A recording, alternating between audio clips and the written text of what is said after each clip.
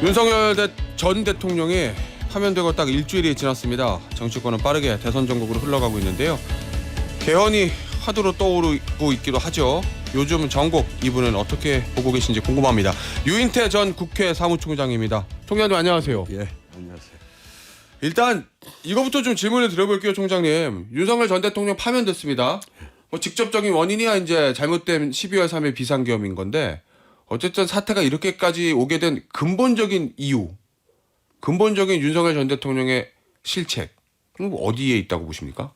그 망상에 있죠, 뭐. 망상이요? 예. 어떤 망상이죠?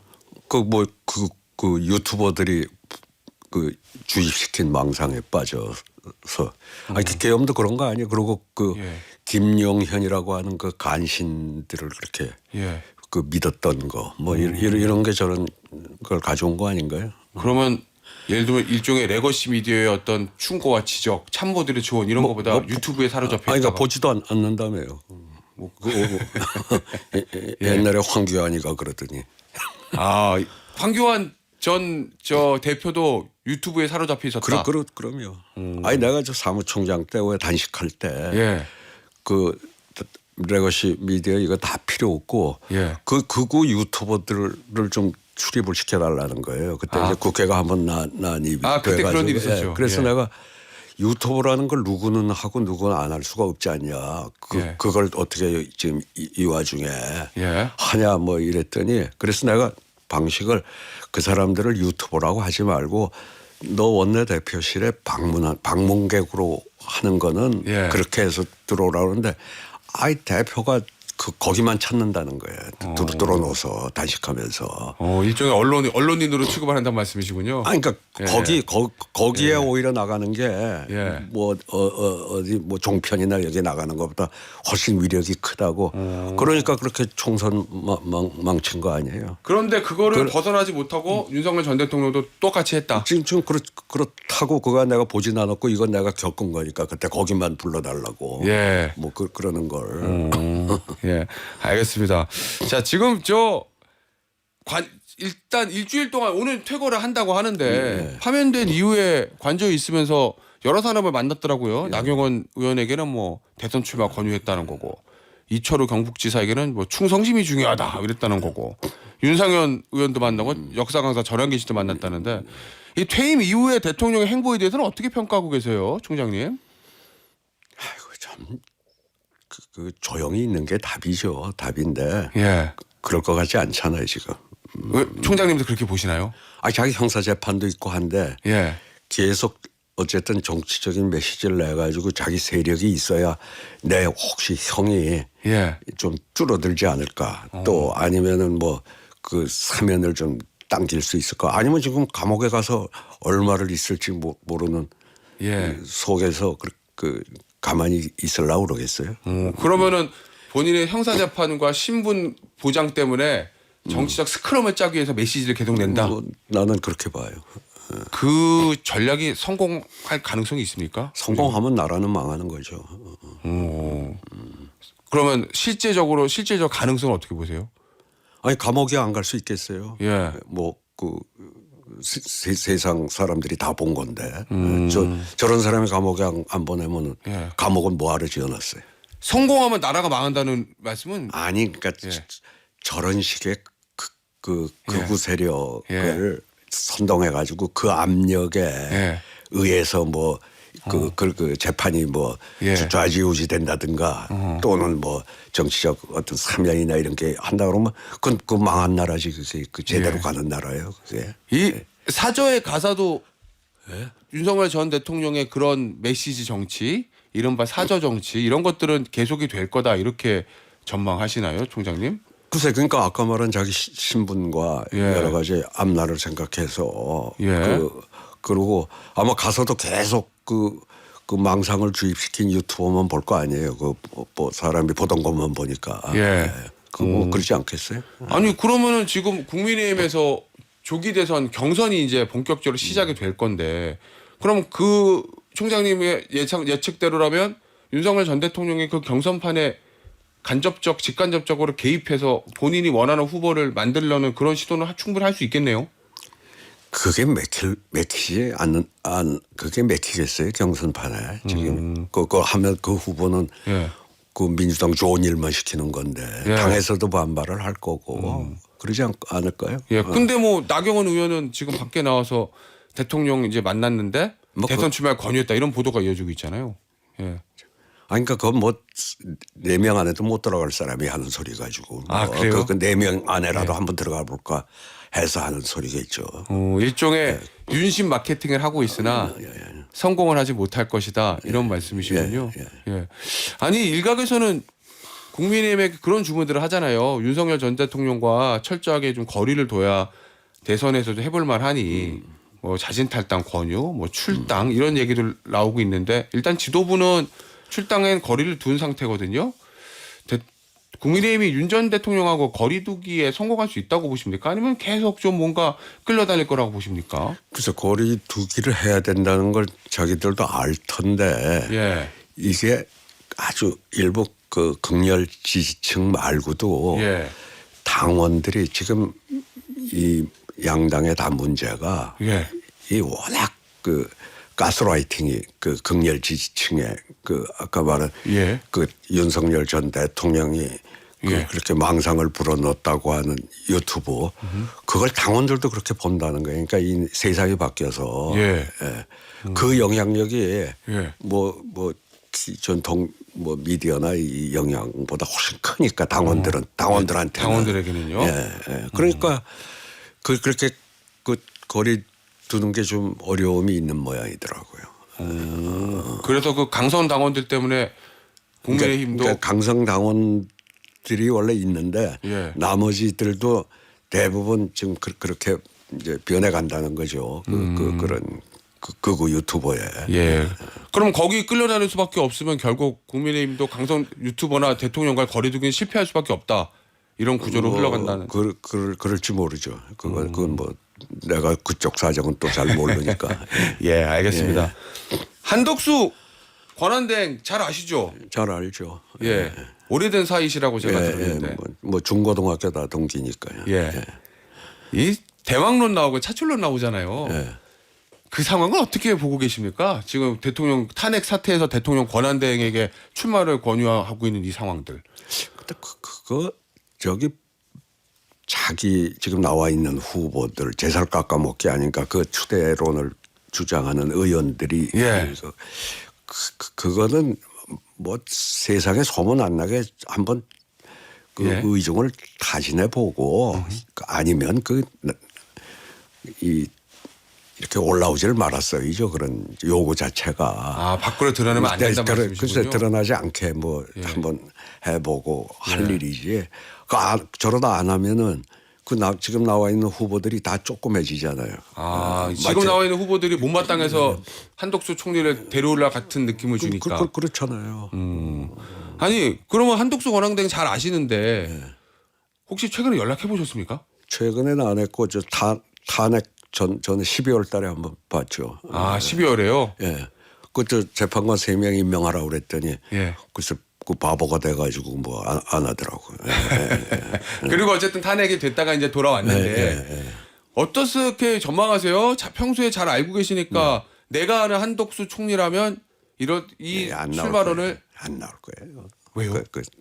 아니 그렇게 돌파하고 혼자 일을 워낙 그냥 전형적인 공무원상이거든요. 아, 그래요? 예. 그러니까 전형적 관료기 때문에 이 정치판에 들어와서 대선을 돌파하기는 어려울 거다. 예, 전 그렇게 봐요. 그럼 본인이 본인은- 안 할 거예요. 예. 알겠습니다. 자, 그런데요. 한덕수 권한대행이 이번에 이제 대통령 복지 헌법재판관을 지명했잖아요. 2명을. 그중에 한 명은 또 이완규 법제처장을 지명을 했는데 이게 지금 논란이 되고 있습니다. 민주당에서 강하게 반발하고 있고 평소에 알고 계시는 한덕수 권한대행의 스타일과 비교해 봤을 때 이럴 줄 알았어 이거였습니까? 아니면 왜 이 타이밍에서 이런 일을 하지 원래는 이거였습니까? 저럴 깡다구가 없는 친구인데 예. 근데 왜 몇 달 전인가 본회의 대정부 질문할 때 예. 태도를 보고 여러 언론에서 한덕수가 변했다 뭐 이런 거 나왔잖아요. 그러니까 어떻게 변했는지를 나도 잘 모르니까. 그러니까 제가 알고 있는 건 옛날에 한덕수니까 저런 거 할 사람이 아니죠. 원래 스타일대로 하면요. 그렇죠. 그리고 그 헌재 재판관 우선 저게 뭐 적극 행사냐 이런 논란도 있지만 저런 논란을 일으킬 일을 할 사람이 아니라고요. 원래요. 네, 원래 그렇잖아요. 근데 글쎄 그렇게 뭐 안 그러던 친구가 본회의 대정부 질문에 답변하는 게 이제 저래야 대통령이 그 당시에 대통령이 좋아한다는 걸 알고 그랬겠지만은 하여튼 뭐 변했다고 그러니 좀 변해도 많이 변한 건데 뭐에 윤석열 전 대통령한테 뭐 진빚이 그래 크다고 생각을 하는지 열심히 김건희 여사한테 진빚이 큰 건지는 모르겠지만은 하여튼 빚을 열심히 갖고 있는 것 같아요. 그러면 이번에도 윤석열 전 대통령 위에서 그 의중이 있으니까 거기에 따라서 했다. 이렇게 짐작하시는군요. 아니 세상이 다 그렇게 알고 있죠. 뭐 저만 그런가요? 그러면 지금 그것 때문에 민주당에서는 한덕수 권한대행 재탄핵한다고 하던데 이 부분은 어떻게 보세요? 민주당의 이 전략? 글쎄, 근데 지금 이제 두 달도 안 남은 거 아니에요? 뭐 50 며칠 남으면 이제 새 대통령이 나오는데 이 더군다나 뭐 내후 외환이 뭐 하여튼 보통이 아닌데 또 탄핵을 했을 때 그 민주당 입장에서도 뭐 대선에 별로 도움은 안 된다고 생각할 거예요. 그럼 결국 재탄핵할 일은 없을 거다 이런 전망이시군요. 뭐 그러지 않겠어요? 알겠습니다. 총장님 이제 개헌 얘기 좀 해볼게요. 평소에 워낙 개헌의 필요성을 좀 강조해 오셨으니까 지금 헌정사상 두 번째로 대통령이 파면된 이 상황에서 개헌이 그 다른 어떤 이슈보다 더 중요하다. 그렇게 보시는 이유는 뭘까요? 그건 뭐 오늘 아침에 그 여론조사 중앙일보 봐도 뭐 한 67%인가 이제 개헌은 찬성이 돼요. 그러니까 우리 그 개헌을 하자는 거는 이 나라가 이 정치가 좀 실종되고 이 분열이라는 게 이렇게까지 심한 적이 없었잖아요. 전에는 국회라는 데가 어쨌든 그 주고받기 해서 타협을 하라고 만들어 놓은 거 아니에요. 맞아요. 그 맨날 싸움만 하고 거부권만 하고 탄핵만 해가지고 정치가 안정이 안 되고는 경제고 뭐 모든 게 다 나라 앞날이 참 걱정이 되니까 그러니까 이제 이 뭐 벌써 38년 됐나요? 이제 이 헌법이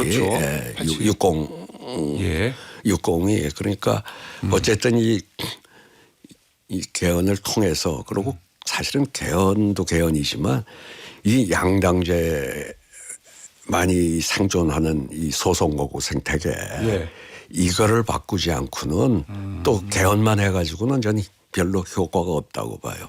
그러니까 우리 정치적 양극화는 이 다당제가 가능한 뭐 중대선거구라든가 이 선거제도를 좀 바꿔가지고 국회라고 하는 거는 연합 정치를 그러니까 할 수 있게 그러면 이제 우리 구조로는 과반 정당이 나오지가 않거든요. 선거제를 바꾸면 선거제를 중대 선거구로 하면. 그러니까 저는 뭐 예를 들면 저쪽 국민의힘도 그 친윤하고 한동훈 세력하고는 당을 달리하는 게 맞지. 한데 섞여가지고 뭐 맨날 배신이니 뭐에 대한 배신인지 모르겠는데 저럴 게 아니고 여기도 개딸하고 수박당 개딸당 이렇게 딱 나눠지면은 우리도 선택지가 국민들도 이쪽 마음에 드는 사람이 이쪽 찍고 저쪽 마음에 저쪽 찍고 뭐 그렇게 되는 게 되면은 국회가 적어도 한 3당 4당 과반 정당은 없고 그럼 뭐든지 하나 통과시키려고 그러면 다른 당하고 연합을 해서 해 나가야 될 거 아니에요. 이제 근데 지금 양당제 하에서 총리를 뭐 저기 국회에서 추천을 하든 뭐 더 나아가서 뭐 선출을 하든 그럼 지금 양당자에서는 한 당은 과반이 될 거 아니에요. 그렇죠. 지금 더군다나 뭐 이 위성정당을 만든 이 연동형이라고 하는 게 최악이거든요. 제3당이 발을 붙이기가 딱 맞아요. 엄밀한 의미의 제3당은 저기 그 개혁신당 하나뿐이라고 해서 세석밖에. 그러니까 이 속에서 그럼 그 과반 정당이 총리를 선출한 대통령하고 당적이 다르다. 그럼 전국은 더 혼란스러워질 거 아니냐. 이거 의회와 국회 대립이 아니라 이제 여기서 선출한 총리와 대통령이 서로 딴소리하는 나라 한번 상상을 해보세요. 그러니까 지금 요번에 뭐 우원식 의장이 냈다가 사실은 뭐 이재명 대표하고 저쪽에 주호영 그 개헌 특위위원장하고도 서로 얘기가 다 됐던 거래요. 이렇게 하는 거. 우원식 의장, 주호영 의원, 이재명 대표가요. 대충 뭐 그뿐만 아니라 헌정 회장까지도 이제 이래가지고 요 정도 선은 이게 저기 최대 공약수 비슷한 거 뽑아가지고 그것만 하자 우선. 4년 중임제 에다가 대통령 뭐 낮추고 이런 총리 좀 선출하고 뭐 저 대통령한테서 개헌 뭐 권한 좀 뭐 저거 하는 거 뭐 이런 정도는 그 쉽게 합의할 수 있는 것만 우선 이번에 아주 못을 받고. 그래서 이재명 대표도 어느 좀 긍정적이었던 모양이 돼요. 근데 뭐 지금 그래서 뭐 이러는 중에 저는 뭐 이완규 지명한 게 아주 고춧가루를 또 뿌린 측면도 하나 있고. 또 당내 강성 좀 지지층에서 뭐 난리를 치니까 이재명 대표도 좀 꼬리를 내리고 사실은 어느 정도 우원식 의장하고는 됐던 건데 얘기가 거기다가 아직 내란 종식이 우선이라 하는데 이완규 지명을 하는 거 보니 그 말이 훨씬 더 힘을 얻게 된 거죠. 근데 개헌이 뭐냐 지금 내란 종식이 더 우선이다 하는 게 힘을 얻으면서 뭐 우원식 의장도 하여튼 그 철회를 한 건데. 그러니까 전 뭐 그 이번에 이번 대선에 국민 투표를 하자는 게 조금 무리였죠. 이제 일정으로 보고 일정상으로는 그렇게 뭐 콩고 번개불에 콩고 먹듯이 할 수 있는 건 아니었지만 그렇게 할 수 있는 것만 하자는 거고 이제 조금 더 할 거는 이제 내년 지방선거나 뭐 이때 이제 국민 투표를 또 해서 보완하자 뭐 이랬던 거죠. 그런데 어쨌든 이번에도 저 이재명 대표는 마음을 먹었었는데 당내외 여러 상황 때문에 이제 저 생각을 바꿨다 이런 말씀이신 거잖아요. 바꾼 것보다 유보라고 보는 게 맞을 거예요. 뭐 이걸 개헌에 부정적인 건 아닌 걸로 제가 알고 있고 또 지난 대선 때 다 공약했던 거니까 그걸 뭐 지금 뒤집거나 뭐 이러지는 않을 거라고 보죠. 그러면 일단은 지금 이재명 대표도 그렇고 전 대표도 그렇고 국민의힘의 유력 후보들도 그렇고 다 이제 개헌 얘기를 하고 있잖아요. 총장님 이제 4년 저 중임제 얘기들 많이 하던데 그러면 차기 조기 대선은 누가 당선이 돼도 최소한 다음 내년 지방선거까지는 개헌안 만들어서 할 수 있고 해야 된다. 저는 그렇게 생각하죠. 그런데 거기에 이제 항상 선거제도 개편과 이 양당제를 우선 좀 깨고 다당제가 되는 선거제도를 만들고 이게 권력 분산을 국회하고 총리 뭐 추천제를 도입하고 하려면 그건 선거제도와 함께 가지 않으면 한쪽만 해가지고는 별 효과가 없다고 보죠. 자칫하다가 더 큰 혼란이 있어요. 혼란만 분열만 가져올 수 있다고 보는 거죠. 자, 그러면 우리 총장님의 소신은 선거제도는 다당제를 위해서 중대 선거 구조를 가는 게 맞다. 뭐 중대가 될 수도 있고 뭐가 그 방식은 이제 국회가 뭐 여러 가지 논의하겠지만 하여간 다당제가 가능한. 그러니까 예를 들면 이 수박들도 나와서 당 만들어서 국회 진출할 수 있고 저쪽에 뭐 친윤이 아닌 사람도 당 만들어서 지금은 소선거구제 하에서는 그게 안 되죠. 안 되죠. 나와서는. 그러고 이 이 양당제의 또 하나 문제는 아까도 말씀드렸지만은 강성 당원들의 나머지들도 대부분 거기에 이렇게 좀 오염이 된다고 그럴까. 이게 더 문제. 그러니까 정치가 더 양극화되고 이 분열은 더 심해지고 이런 거 아니겠어요? 예, 알겠습니다.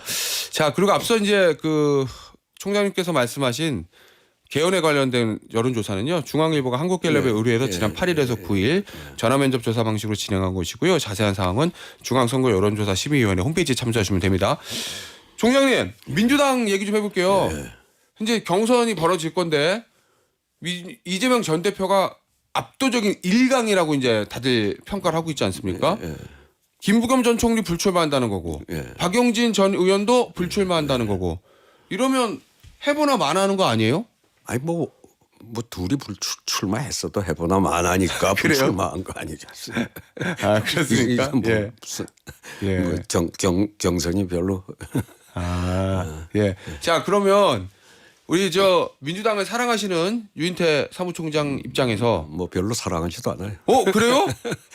민주당에서 의원도 하셨고 참여정부 때는 정무수석도 제셨는데 저쪽보다는 낫다는 거지. 뭐 사랑까지는 좀 표현이 과한 것 같네. 그러면 지금 민주당이 조금 못마땅한 점도 있으십니까? 뭐 한두 개가 아니죠.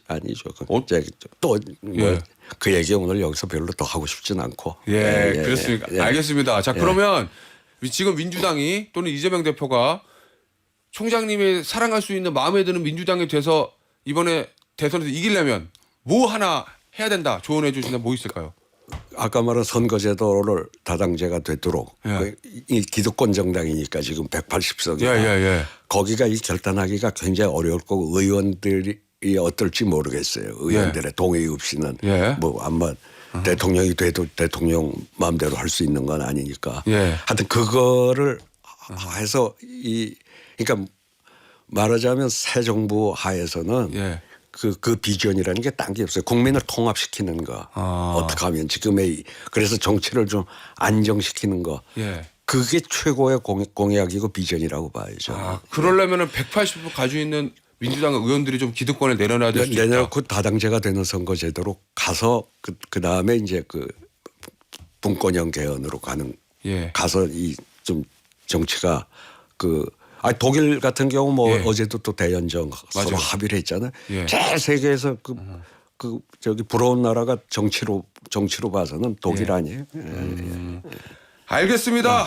오늘 저 정치 발전을 위한 유인태 사무총장님의 고언 잘 들었습니다. 총장님 오늘 인터뷰 여기서 마무리하도록 하겠습니다. 지금까지 유인태 전 국회 사무총장이었습니다. 다음에 한번 더 모시겠습니다, 총장님. 감사합니다.